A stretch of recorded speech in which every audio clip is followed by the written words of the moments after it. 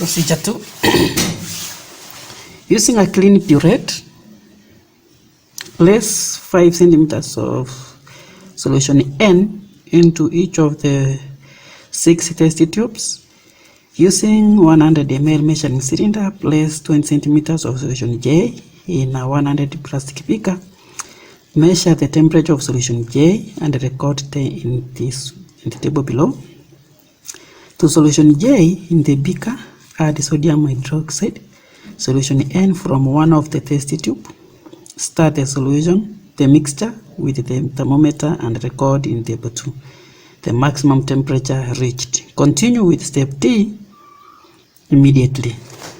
Add the sodium hydroxide solution N from another test tube to the mixture obtained in C above. Stir and record the maximum temperature reached.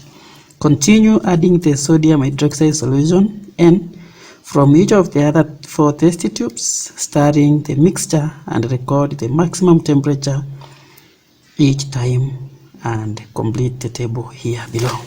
So in a practical actually is to just follow the instructions. Understanding simple increase, that's okay, will help you to go. So let us see the values which we are supposed to use. When the volume was 0, the temperature, that is the room temperature, then was 22.5. After adding one test tube of, that is 5 centimeters of sodium hydroxide solution N, the temperature rose to 24.5.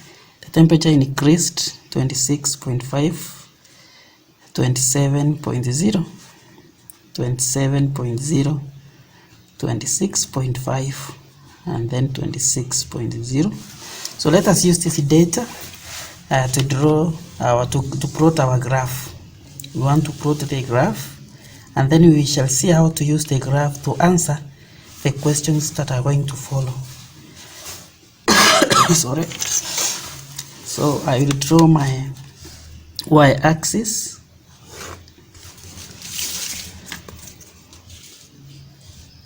and then my x-axis,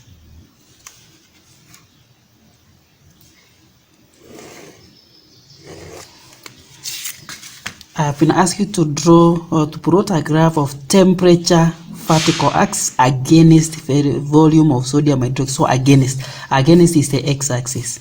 So here we write volume of sodium hydroxide used. The volume is in centimeters cube. Here you write temperature because this is the temperature against. So here we write temperature in degrees Celsius. So by doing that, you have scored a labeling mark. And then let us now go to the scale. We know temperature does not begin at 0, but this one, our volume is going to begin at 0, and then 5, 10, 15, 20, 25, 30. Temperature, we will break this graph. We'll break it, and we shall start around 22, and then 23, 24, 25, 26, 27, 28. Now let us use our values to plot this graph. When the volume is 0, the volume is 0 here. So you need to check when the volume is 0, temperature is 22.5, so 22. So here we have 0.5 at the middle. When the volume is 5, the temperature is 24.5. This is 24 and the 0.5 is here.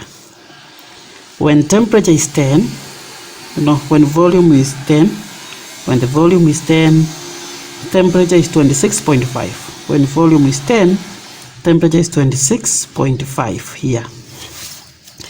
When volume is 15, temperature is 27. 27 is here. When volume is 20,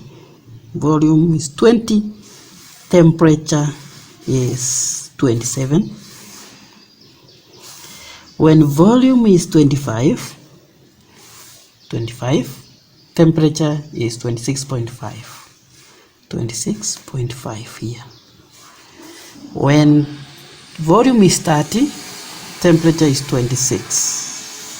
So having drawn like that, and you have seen that this is it is a graph that pertains to the topic of energy changes. Therefore, you understand the kind of line you are going to draw here. You draw a straight line. You can see this is an exothermic reaction. Its temperature was increasing and then decreased.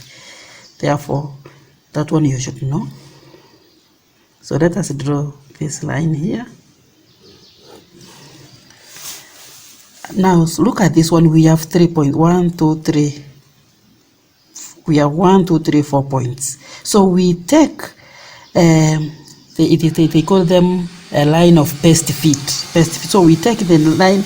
If I take this one, this point, and this point, I will draw only with 2 points. But if I take this and this and this, I will draw with 3 lines, and that is now the best line of fit. So that's the best. So we are going to draw with this one. Yes. So once we have reached where we have the constant, we extend the line using dotted line. Extrapolate the line. We extrapolate the line. We extrapolate this line also until it meets that one. Very good. Now, where the two extrapolated lines meet, that is the maximum temperature reached, and we can get the volume of sodium hydroxide N used. So since we need the maximum temperature, we go to the temperature axis. We use this dotted, so it means our maximum is, this is 27.1, 0.2, 0.3, 0.4, 0.5, 0.6, 0.7, 27.7. That's our maximum temperature. Using your graph, determine the volume of sodium hydroxide solution N that reacted completely with the 20 centimeters cube of solution J. So this is where we have the maximum temperature. So we go down to where we have the volume. So from maximum temperature, we go to volume. So to show that you use the graph, you must draw a dotted line from the maximum point where the two extrapolated lines met. You draw a dotted line down to where we have the volume, and then you see where this, at this point, this is what the volume, this is, remember, this is the volume. Therefore this is 10, this is 15. Therefore two small square represent 1. So this is 11, 12, 13, 14, and then 15. Therefore 13 is here. So the volume is 13 centimeters cube. We use this. So you have to show by using the dotted line. That's why they say from the graph. If you don't draw this dotted line, you won't score that mark. So the volume of sodium hydroxide used is 13.0 centimeters cube from the graph. We have done temperature change. So temperature, we must have maximum minus minimum. Our maximum was 27.7 and our minimum was 22.5.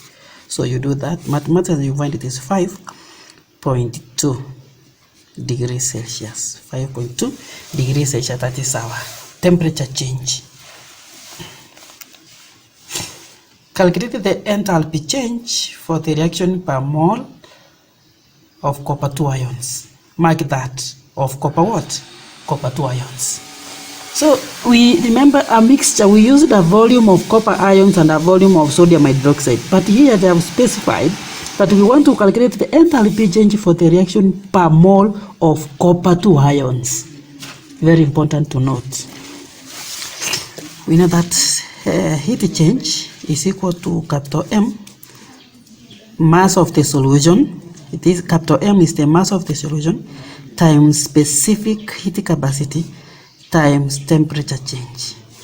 This one, this is the total volume. The total volume was 20 plus 13. This is the copper ions and this is the hydroxide. So we have 33 centimeters cube divided by 1,000.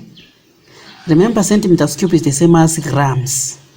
Using this, we know we have done so many. So with density is equal to mass over volume. So if I have volume, I have density, I can get mass. So it is 33 grams times specific 4.2 times temperature change 5.2.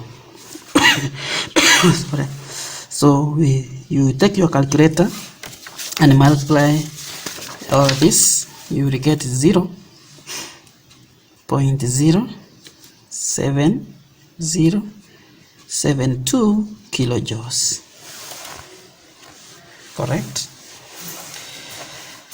So, but one thing we need to know is the number of moles of copper 2 ions. The volume that we used for copper 2 ions is 20.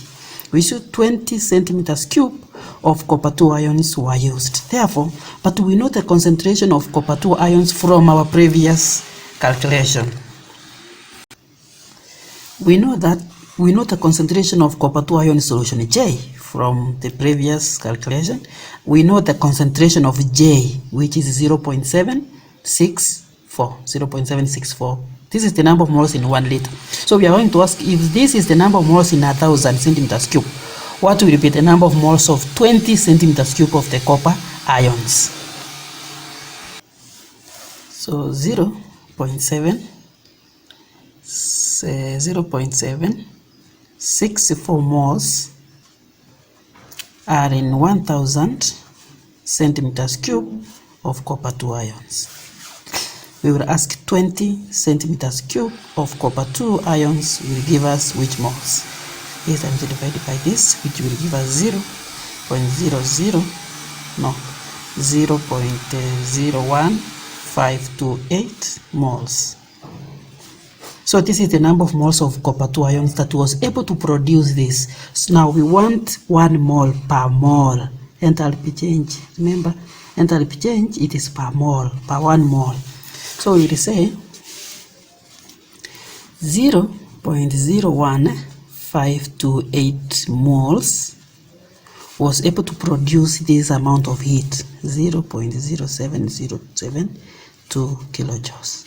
And then 1 mole will produce what amount?